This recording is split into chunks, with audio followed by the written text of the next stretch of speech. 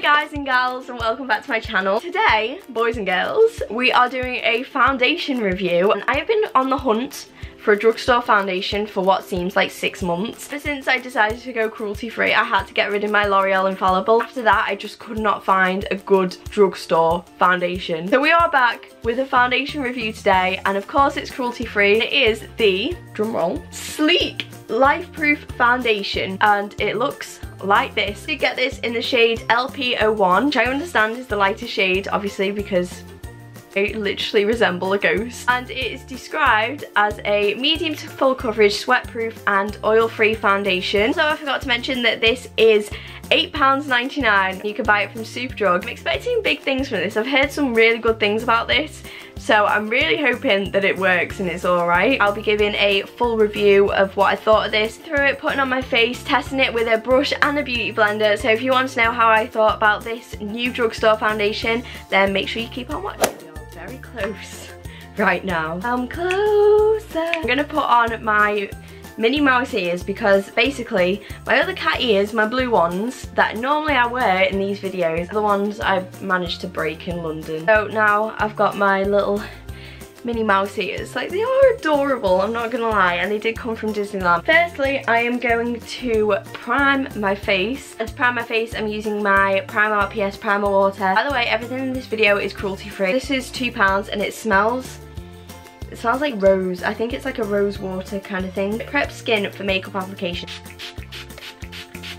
I pull the most unattractive faces when I do my primer. It's unreal. Okay, that was damp. It's my beauty blender. Okay, so now I have prepped and primed my face, I'm gonna move on to the star of the show, which today is the Sleek Lifeproof foundation, medium to full coverage. It's sweat proof, it's oil free, and it comes with 30 milliliters. It does look like quite a good match for my skin tone, though I am extremely pale, but I think this might do it. This is in the lighter shade as well. What annoys me most about foundations is when you get the lighter shade and it's still too dark. I swatched this in the store and it looked okay, but then I came out the store and it went really pink on my hand, so I don't know if it oxidized or what. I'm also gonna apply one side with my brush and one side with my beauty blender, so you can see which one works better than the other. If you haven't noticed on my face, I do have a lot of freckles. My freckles haven't gone yet. Basically, when it gets to the summer, I get very freckly, which I like to cover with my foundation. Like, I don't mind my freckles, but I feel like, you know, it's a good foundation when my freckles are covered. I'm hoping this is more full coverage than medium coverage. I'm gonna try to take off the packaging, which is the hardest part for me. I have scissors. What I'm gonna do is put a bit at the back of my hand. Okay, that is like quite pink. As you can see, a little bit did go quite a long way, because like I did only put a tiny little bit on my hand. I think it may just about match my skin tone. It doesn't really smell of anything, it just smells like, I don't know, just foundation. But it blended out quite nicely on my hand. I'm just praying that it doesn't oxidize as well. Let's give it a little try. So firstly, I think I'm gonna take my new Makeup Revolution brush from the Christmas brush set. That is quite a lot better. It seems quite liquidy. That might not be a bad thing. I just put my finger in it then. It seems quite thick, which is a good sign because I want it to be quite good coverage. I look like I've got like foundation chicken pox.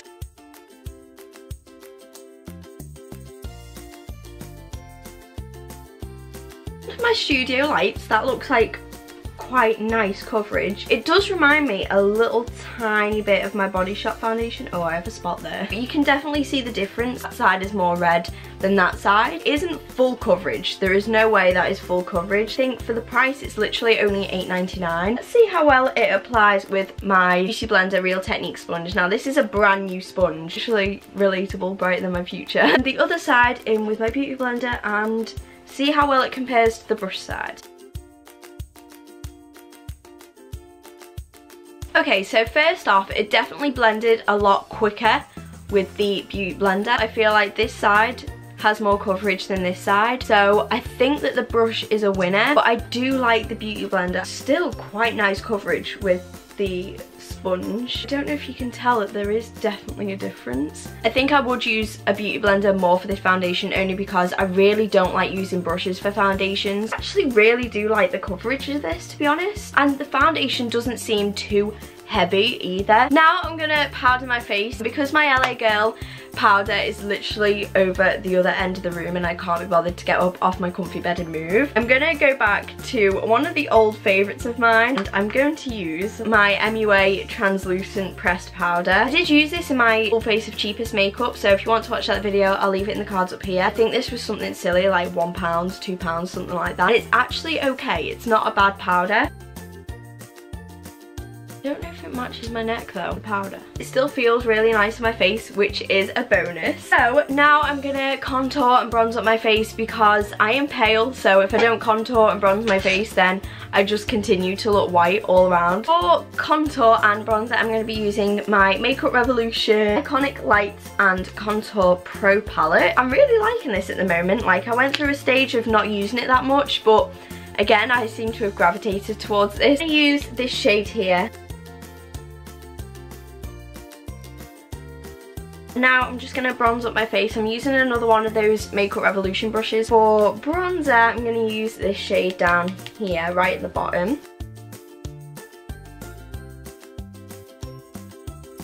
This brush was very soft. Now I'm going to move on to my favourite step, highlighter. I'm using my Makeup Revolution Vivid Baked Highlighter. This is in the shade Peach Light. I don't know if you know, but I've been loving Makeup Revolution highlighters for the longest time, and this one is one of my favourites. This is literally £3. Look at that. That is like, oh my god.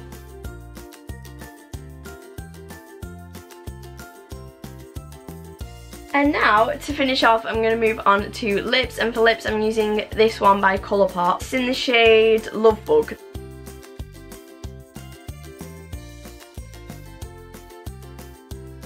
Finally, like I would with any other makeup look or any other foundation that I use, I am going to set it all in place. I'm going to set it all in place using my Makeup Revolution Pro Fix Setting Spray.